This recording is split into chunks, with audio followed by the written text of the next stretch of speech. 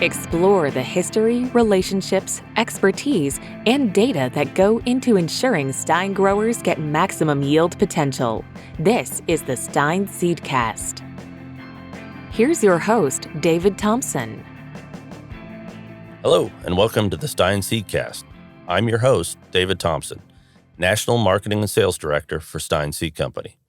We've got another great episode lined up with special guests, expert insights, and discussion on everything you need to know about maximizing yield potential. On today's episode, we've invited Stine corn technical agronomists Mike Smith and Bill Kessinger back again for another conversation. For those that didn't catch our last episode, Bill and Mike reviewed lessons learned from the 2021 growing season. This time, they're here to provide us with some tips to prepare for the 2022 planting season. Let's get started.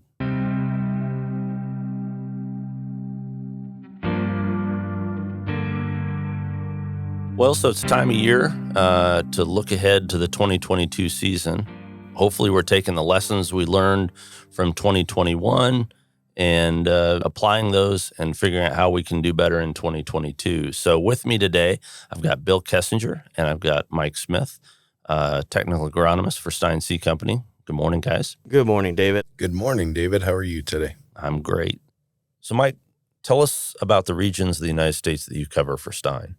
So I cover the Southern Corn Belt, or the Southern Division of Stine Seed, which we define as west of the Mississippi, Missouri, Arkansas, Louisiana, Texas, Oklahoma, Kansas, and parts of eastern Colorado. And Bill, tell us about the regions that you cover for Stine as well. My current role here at Stine is the Eastern Technical Agronomist. I pretty much take care of the eastern part of the Corn Belt all the way out to the East Coast, to the New York, Delmarva Peninsula, down the Carolina coast into Florida. I share part of the Delta region there with Mike as we move up through the Mississippi, Tennessee, Kentucky area, and getting back into Indiana, Illinois, Ohio, Michigan, and the more the heart of that Corn Belt. Been taking care of that area for about 16 years with Stine now. So we've had a little bit of time and a little bit of fun. So let's talk a little bit about, I know you guys spend a lot of time in the field talking with our customers as they're making plans for the season to come. So as you're putting those plans together, what are some of the key elements that you're talking to growers about right now that they need to be thinking about in putting together their crop plan? Well, number one, I think we're all looking for that crystal ball. We're looking for something that's going to help us make some decisions. And it's kind of like chasing yield. If you don't make good decisions along the way, you're probably going to make the wrong decisions. So I think some of the discussions that we are having is let's look back before we look forward. Let's make sure we understand how we have achieved these things in the past, whatever our goals may be, whether they are yield goals, whether they are cropping rotation goals, whatever those things are. So let's learn from the past, and then let's begin to make some decisions for the future. I always like to go back to Agronomy 101 and talk about the fact that we really are dealing with three things. We're dealing with genetic components and management components, and then we're trying to understand what that environment may be. And unfortunately, I just haven't found that weathercaster, Bill, that will tell me what the weather's going to be like this year. Well, I'll let you borrow it here in a little bit. So putting all the pieces together for maximum benefit. Of course, we're a genetics company, so that's, kind of our bread and butter. So what are the gates, Bill, that you talk to growers about when they're talking about seed selection? When you're starting for seed selection, it goes back to we've talked on some other podcasts about mitigating risk. How are we going to handle the insect pressure? How are we going to handle the disease pressure? And that usually comes to the forefront of it. But like I tell growers, that's all important, but you get paid on yield. So trying to find the best genetic selection you can have, let's start there. And then we can start working backwards of, okay, how we got the highest genetic potential possible. How are we now going to protect that crop, take care of that crop, and feed that crop? So we start working back to, okay, underneath your scenario and your system and the part of the geography, the world you live in, what's going to work the best? And once we work ourselves through that, then we can start working through, okay, what chemistries, what fertilizers, and what fungicides do we need to help make sure and maximize the genetic potential that we just chose. So on the seed side, obviously it starts with, just the basics of maturity. But then you get into trait packages and the different offerings that there are. And that is really where it gets down to, I would assume, talking to the grower about how they want to farm. Is that fair? I think that's a great way of framing that. What's your yield goal? Or maybe not even yield goal. What is your goal in this? If it's a crop rotation, are we going to maybe some defensive type ground where maybe we need to switch up from what the products that you've used in the past? Those would be some of the things that we might look at. So always understanding what is a grower's goal in this, and then we can begin to zero in. I think sometimes it's even getting them outside of their comfort zone on some relative maturities.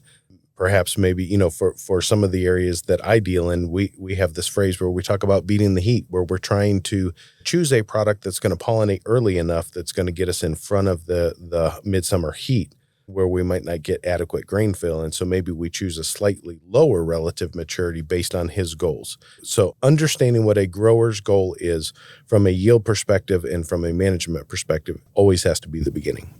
So I think one of the things, that we see in our lineup, because we have a lot of product churn, right? We're a development company, so we're always developing new lines and advancing new lines.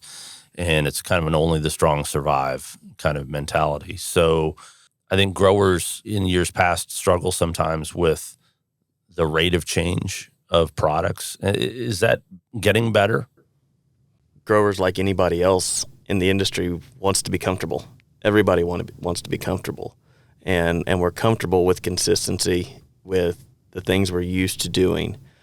But we're also in a business.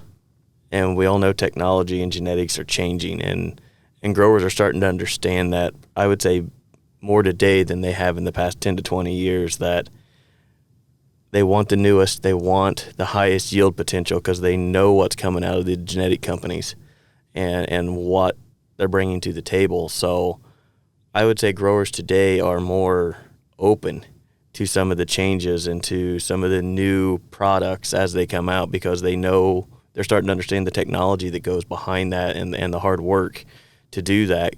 When beans you were looking for 40 bushel beans, well, that old one could do it and do it consistently. But anymore, if I have 40 bushel beans in majority of the growing geographies in our country, that's almost a crop failure. We want 70, 80, 90. I mean, guys are pushing for 100 bushel beans. And in order to do that, they're going to keep turning over looking for the next greatest product, because Mike touched on it a little bit ago. In order to understand and make predictions of the future, you have to understand the past. So going through what happened last year and the year before, because we all know Mother Nature changes every year. It's 31-year experiences. What worked, what didn't, and take the ones that didn't quite perform as well. They still might have done very well, but you had a couple that were better, and replacing that with a new one, growers they're looking for that. They're out there wanting to do better. I might add, David, I'm pretty sure I'm the oldest one in the room here. And as I get older, I find I like change less than I did a long time ago. Sure. And I think it's just a function of human nature that we get comfortable with those things that we like. However, as growers begin to understand the system, particularly Stine system and the aggressive testing program that these products go through, they have more and more confidence with these new products as they roll out. So I do think the answer is yes and no. Yes, there's comfort with it, but no, we don't like it. Let's talk about it from a hybrid perspective. As new hybrids come out, then, what's that progression to work with a customer who may be familiar with something that he's used from us? But here again, we're advancing, we're moving to new products. So how do you get them comfortable with that new introduction? Typically what I do is I go back to those heterotic families. So we are able to match them up based on their origin of genetics. And so we can place a new product alongside an older product that are kissing cousins, if we can say it that way. And we can generally help them to get comfortable with that new product as they're phasing out the older product. And it also gives us the opportunity to figure out exactly where it's going to work on a given grower's acre, on whatever acre he may be choosing to use that product on. So it's a phasing in and a phasing out process, I would say. I completely agree with you there, Mike. And the unique thing here at Stine and the ability to work here is working with the genetics company. We're not just going to move one product into the next. We can talk about the heterotic families.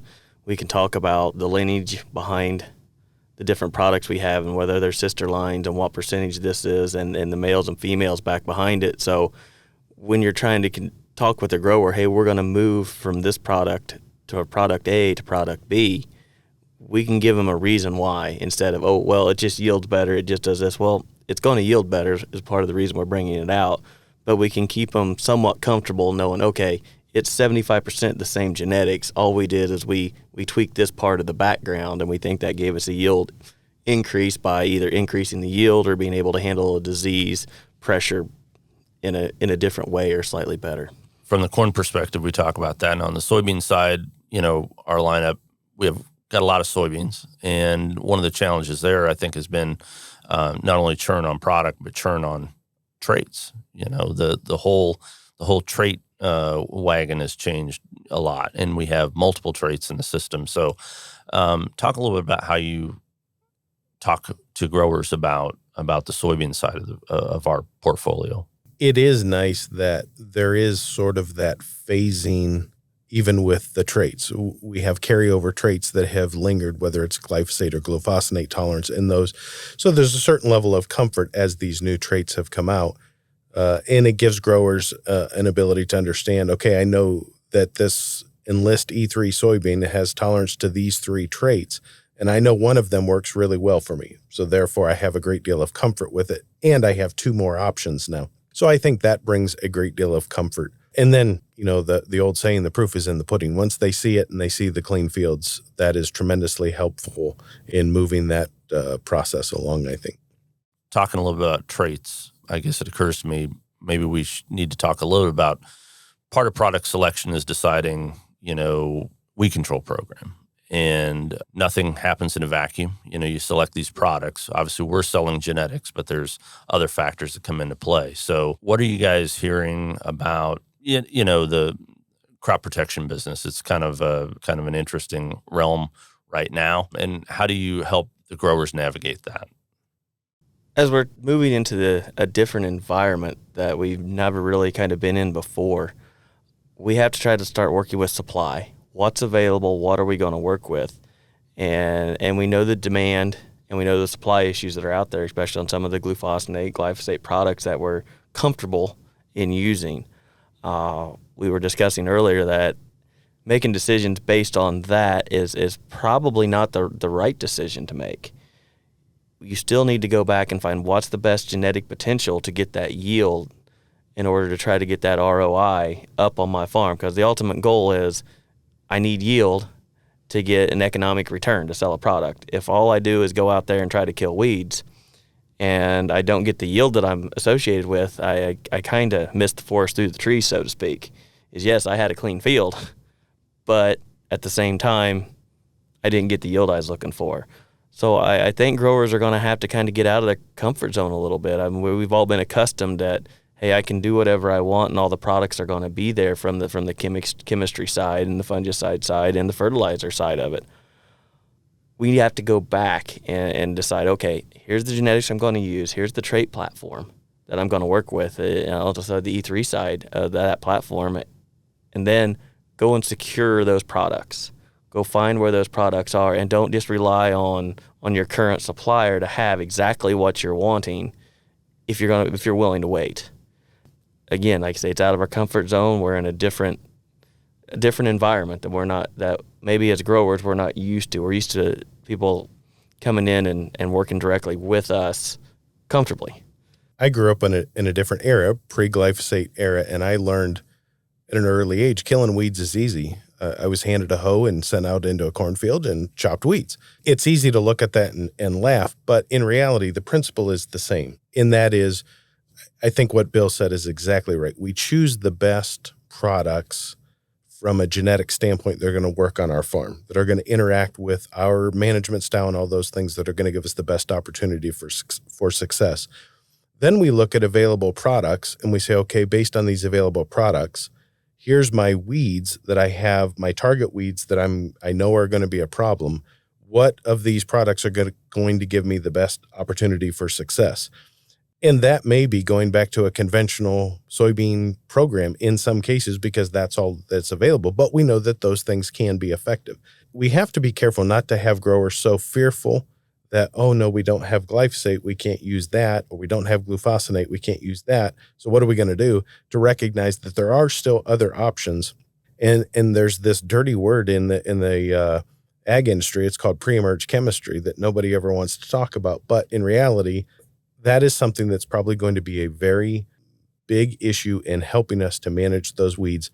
Just recently, the University of Tennessee identified dicamba-resistant Palmer amaranth, and now that's another thing that is the box is checked where we can't use that on all. That doesn't mean every Palmer amaranth in the state of Tennessee is resistant, but there are going to be some. So understanding that our weed programs are going to have to be wide.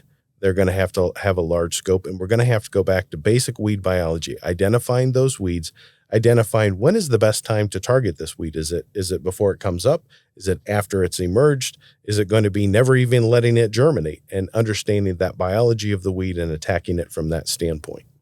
So do you think this may lead into a greater use of multiple modes of action, layering residuals, a lot of things that are talked about and certainly are being done.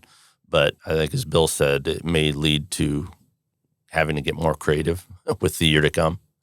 I think so. Absolutely. I think there's going to be a need for every grower to evaluate their current positions, things that they've been using, products that they've been using.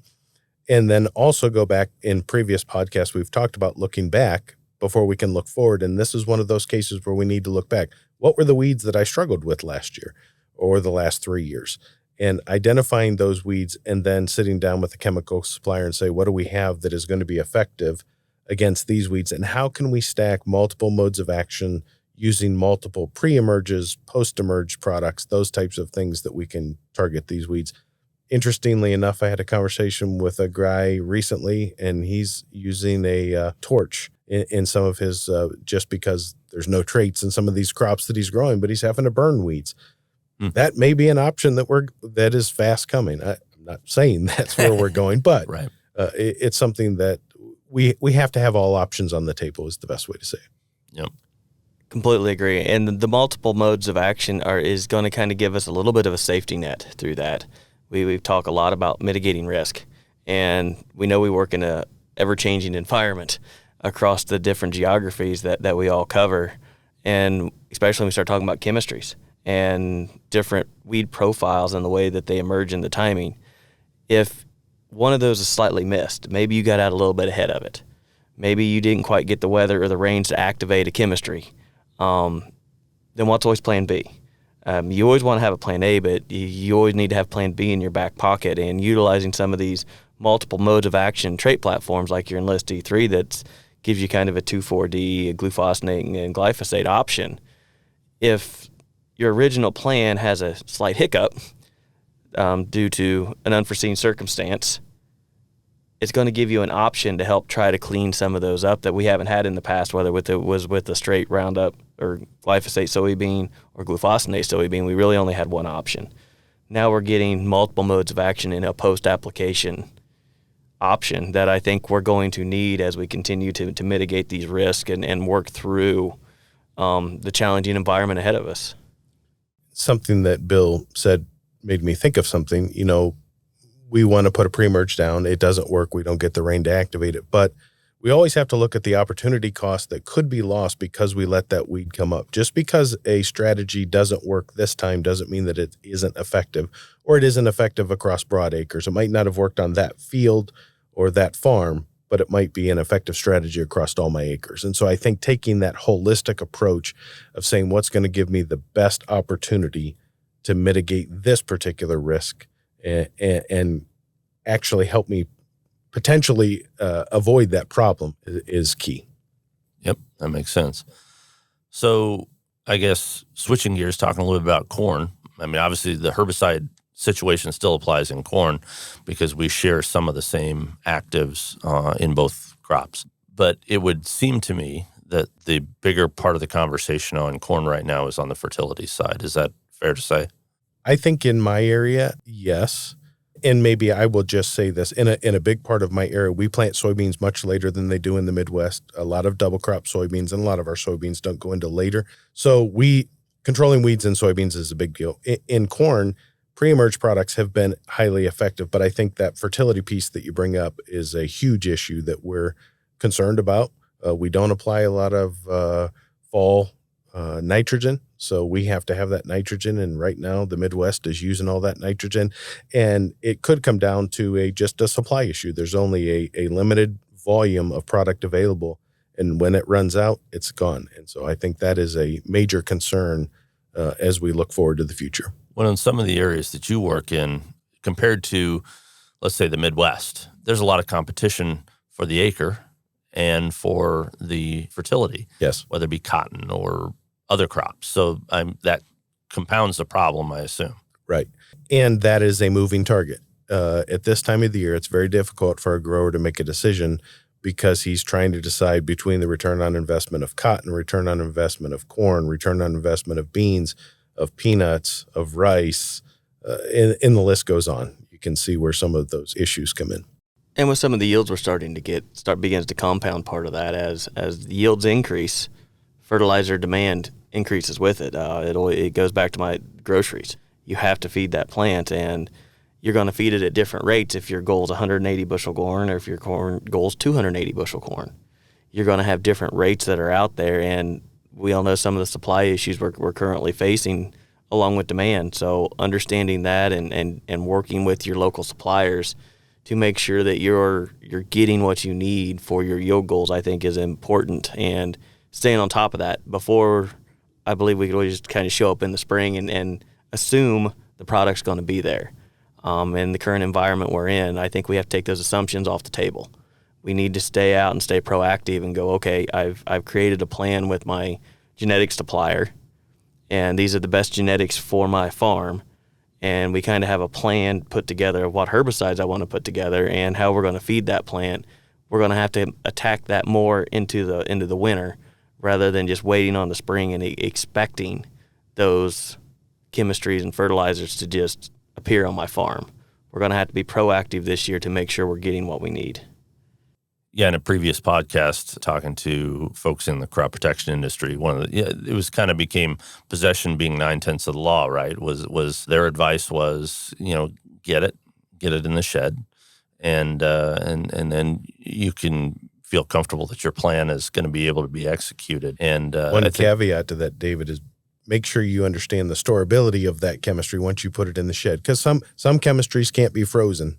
And for those in the Midwest and upper Midwest, that could be an issue. So, Yes, possession is 9/10 of the law, but understanding how to possess it could be the other 10th. Yep, so. Exactly. And then, like I said, you can kind of make your plan from there. Okay, so we talked about the genetic side of the equation, which is obviously our bread and butter. We obviously have to get involved when it comes to the crop protection side and the fertility side, just because it's part of the equation, right? What are the other parts as you talk to growers about their cropping plan? What are the other things that they need to keep in mind as they're getting ready to go to the field? One thing that occurred to me, I think it was earlier, Bill was talking, and we were just talking about, I'm going to use nitrogen as an example. If you have a limited supply of a product like nitrogen, and you're only going to have availability of X amount of tons, gallons, whatever the particular product you're going to be using, you have to make that decision to say, am I going to cut my corn acres, let's say, and go to more bean acres in order to maximize the use of that, or am I going to spread that out over multiple acres and hope that more shows up? I think having a plan that survives first contact is probably the best way to go about it. And what I mean by that is, maybe it is the best idea to cut those acres down to get the normal rate of nitrogen on those acres, and then let's figure out what we're going to do with the other acres. And it may be that we can plant corn on those other acres as a backup plan when those products become available, or we may be going to soybean or some other crop on those acres. So I think having a plan that's going to survive whatever the unknowns are going to be is going to be crucial. Understanding how to, I keep using the word mitigate risk, but that's something that as a grower that we have to figure out how to do. Farming, agriculture, just like any other industry, has a budget. And a lot of growers, I have X number of dollars that I'm going to spend per acre to put out this crop. And we always get the question, well, what am I going to, on years where input costs are up, what am I going to cut? How am I going to cut that? And I always ask them, I go, if you start cutting out the products you're using and the process you're doing to hit the high yields that you're very, very successful with and happy with, don't expect to hit that again. Every time you cut something out, you're going to have to change your yield goal, because that piece of the puzzle, it was there for a reason. And we have to understand that. Are there a few things that maybe we can trim down? Yes. I think we might be able to change that, maybe even changing some trait packages.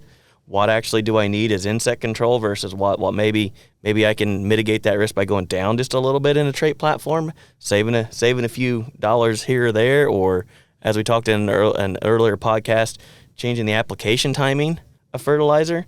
So if I only have X number of units that I can put on there, well, if I split apply that, can I pull those down a little bit to make sure it's plant available form? I think we can do things a little bit different. Okay, here's your dollars. We can still take those same numbers of dollars and get the same number of units out to that crop, or be able to handle that crop, but just by tweaking it down a little bit. And some of that, it's going to increase the management side of the farming piece, and it may increase the timing or some of the equipment needed to do it. But that's always my thing to growers is we can't just cut to try to maintain a budget. We have to understand what our yield goals are and what we're trying to do in this industry to make a living. To Bill's point, there have been several conversations I've already had with growers this fall in which the best utilization of the beginning part of those dollars was going to be maybe liming, just to get more available nutrients out of that soil. We know that at higher pH or lower pH, nutrients become more or less available. And so just understanding that dynamic and saying that's going to be the best use of my dollar to maximize that efficiency, I think could be a key way of thinking it. And I hope our listeners understand that the questions that we raise and perhaps we might do this, we might do that. There's a great deal of uncertainty on our side as well. And so they're not the only ones feeling this. It's even people who do this for a living. We feel that, and we're trying to manage through this alongside them just the same. Yeah. Out of all years, it's always good to have plan A and plan B, but we're probably going to need C, D, E, F on down the road this year. Any parting thoughts for the customers you serve going into 2022? I guess my biggest thing that I would tell growers is just because it worked last year doesn't mean it'll work this year. So we always have to be looking at weed profiles. We always have to be looking at fertility. We always have to be, I'm not saying second guessing Mother Nature, but understanding what our options could be. And just because it worked in the past doesn't mean it's going to work in the future. Bill stole my thunder, so I'll rephrase it. I'll say, stay flexible. Adaptability is going to win in a year or two that we may be facing like these coming years. I think that's going to be huge. Yep. Good advice. Well, once again, thank you, Bill. Thank you, Mike. Thanks for joining us today. Thank you, David. That's our time for today. I want to thank all of our guests and our listeners for joining us on another episode of the Stine Seedcast. We'll be back again soon with more expert interviews and insights about all things Stine. To never miss an episode, subscribe to the Stine Seedcast wherever podcasts are found. We'll see you next time. To learn more about Stine and its elite corn and soybean genetics, visit stineseed.com. Subscribe to the Stine Seedcast wherever podcasts are found. Stine has yield.